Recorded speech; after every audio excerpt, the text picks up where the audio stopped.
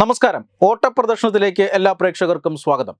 മുഖ്യമന്ത്രി പിണറായി വിജയനും അദ്ദേഹത്തിൻ്റെ മകൾക്കുമെതിരെ നിരവധി ആരോപണങ്ങൾ വരിവരിയായി കഴിഞ്ഞ കുറേ മാസങ്ങളായി വന്നിട്ടുണ്ട്. അത് സ്വർണ്ണക്കടത്തായാലും ഏറ്റവും ഒടുവിലായി ഈ മാസപ്പടി ആരോപണം വരെ ഈ കുടുംബത്തിന് നേരെ, മുഖ്യമന്ത്രിക്ക് നേരെ വലിയ വലിയ ആരോപണങ്ങൾ, ഏറ്റവും ഗൗരവകരമായ ആരോപണങ്ങൾ വന്നിട്ടുണ്ട്. കേരളം അത് ചർച്ച ചെയ്തിട്ടുണ്ട്. പക്ഷെ അപ്പോഴെങ്ങും മുൻ ധനകാര്യമന്ത്രി തോമസ് ഐസക് ഇത്ര വീറും വാശിയോടും കൂടി പ്രതികരിച്ച് കണ്ടില്ല. സ്വർണ്ണക്കടത്തൊക്കെ ചർച്ച ചെയ്യപ്പെട്ടപ്പോൾ തോമസ് ഐസക്കിൻ്റെ പേര് ചർച്ച ചെയ്യപ്പെട്ടതുപോലും സ്വപ്ന സുരേഷിൻ്റെ വെളിപ്പെടുത്തലിന് ശേഷമാണ്. സ്വപ്ന സുരേഷിനെ ഒരു ഘട്ടത്തിൽ തോമസ് ഐസക് മൂന്നാറിലേക്ക് ക്ഷണിച്ചിട്ടുണ്ടെന്ന് അവർ തന്നെ വെളിപ്പെടുത്തിയപ്പോഴാണ് തോമസ് ഐസക്കിൻ്റെ പേര് പോലും ആ കേസുമായി ബന്ധപ്പെട്ട് ചർച്ച ചെയ്തത്.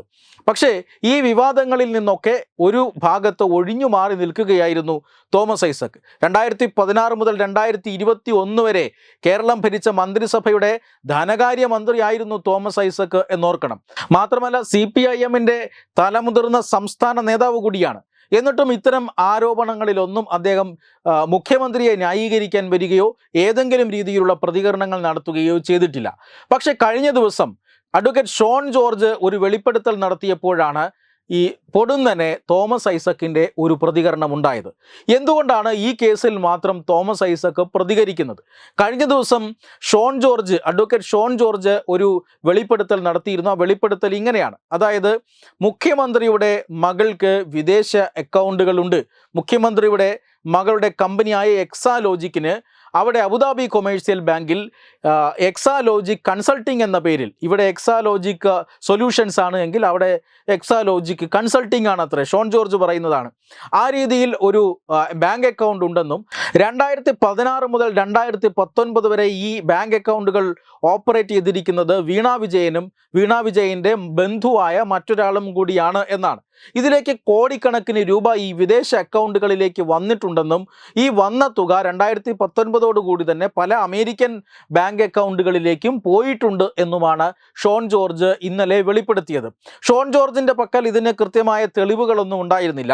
അദ്ദേഹം പറഞ്ഞത് ഒരു ഉറവിടത്തിൽ നിന്നും, അത് തനിക്ക് വിശ്വസിക്കാൻ കഴിയുന്ന ഒരു ഉറവിടത്തിൽ നിന്നും അങ്ങനെ ഒരു സന്ദേശം തനിക്ക് കിട്ടിയെന്നും ഈ ഉറവിടം ഷോൺ ജോർജിന് വിശ്വസിക്കാവുന്നത് എന്ന് പറയാൻ കാരണം CPIM-ലെ ഒരു ഉന്നതനാണ് ഈ വിവരങ്ങളൊക്കെ ഷോൺ ജോർജിന് നൽകിയത് എന്നുമൊക്കെ ചർച്ച ചെയ്യപ്പെടുന്നുണ്ട്. പക്ഷേ എന്തായാലും ഷോൺ ജോർജിന് വിശ്വസനീയമായ കേന്ദ്രങ്ങളിൽ നിന്ന് വിവരം കിട്ടുന്നുണ്ട്. ആ വിവരത്തിൻ്റെ അടിസ്ഥാനത്തിൽ അന്വേഷണ ഏജൻസിയായ EDക്ക് ഇതൊക്കെ കൈമാറിയിട്ടുണ്ട്.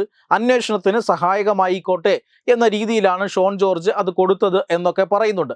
അങ്ങനെ ഒരു വാർത്താ സമ്മേളനം നടത്തി വിവരങ്ങൾ പുറത്തു വന്നപ്പോഴാണ് എവിടെ നിന്നോ തോമസ് ഐസക് പൊട്ടിമുളയ്ക്കുകയും അദ്ദേഹം ഒരു ആരോപണം നടത്തുകയും അല്ലെങ്കിൽ അദ്ദേഹം ഒരു വിശദീകരണം നൽകുകയും ഒക്കെ ചെയ്തു.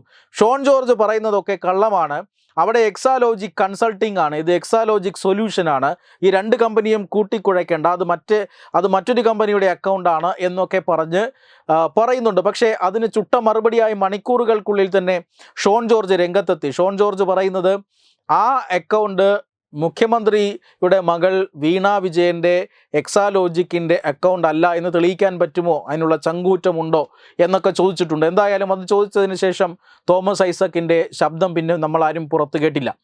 എന്തായാലും ഈ വിദേശ അക്കൗണ്ടുകളുമായി മറ്റൊരു കഥ കൂടി പ്രചരിക്കുന്നുണ്ട്. ഇതിലൊന്നും തെളിവുകളില്ല, പക്ഷേ ചർച്ച ചെയ്യപ്പെടുന്ന കഥകളാണ്. 2019 കേരളത്തിൻ്റെ സാമ്പത്തിക പ്രതിസന്ധി ചൂണ്ടിക്കാട്ടിക്കൊണ്ട് ലണ്ടൻ സ്റ്റോക്ക് എക്സ്ചേഞ്ച് വഴി നമ്മളൊരു മസാല ബോണ്ട് വഴി ഏതാണ്ട് 2150 കോടി കടമെടുത്തത്. ഈ മസാല ബോണ്ട് ഇടപാടിൽ ചില ക്രമക്കേടുകൾ ഉണ്ടെന്നും അതുവഴി പലരും കോടികൾ ഉണ്ടാക്കിയിട്ടുണ്ട് എന്നും EDക്ക് സംശയമുണ്ട്. അതുകൊണ്ടാണ് ED ആ കേസ് അന്വേഷിക്കുന്നത്. ED തോമസ് ഐസക്കിനെ നിരന്തരമായി ചോദ്യം ചെയ്യാൻ വിളിക്കുന്നുണ്ട്. പക്ഷേ ആരുടെയൊക്കെയോ സഹായം കൊണ്ട് തോമസ് ഐസക് ആ സമൻസുകളിൽ നിന്നൊക്കെ രക്ഷപ്പെട്ട് കളിക്കുകയാണ്. ഷോൺ ജോർജ് ഈ പറയുന്ന അക്കൗണ്ടുകളെക്കുറിച്ച് EDക്ക് നേരത്തെ വിവരമുണ്ടായിരുന്നുവെന്നും മസാല ബോണ്ട് അന്വേഷിക്കുന്ന ED സംഘത്തിന് ഈ ബാങ്ക് അക്കൗണ്ടുകളെക്കുറിച്ചുള്ള വിവരമുണ്ടായിരുന്നുവെന്നും ആ അക്കൗണ്ടുകളെക്കുറിച്ചുള്ള ചില കഥകൾ പറയിപ്പിക്കാനാണ് തോമസ് ഐസക്കിനെ ED മാടി വിളിക്കുന്നതെന്നും ആ രീതിയിൽ അങ്ങനെ പിടികൊടുക്കാതിരിക്കാനാണ് തോമസ് ഐസക് ഒളിച്ചു കളിക്കുന്നത് എന്നുമൊക്കെയുള്ള ചർച്ചകളുണ്ട്.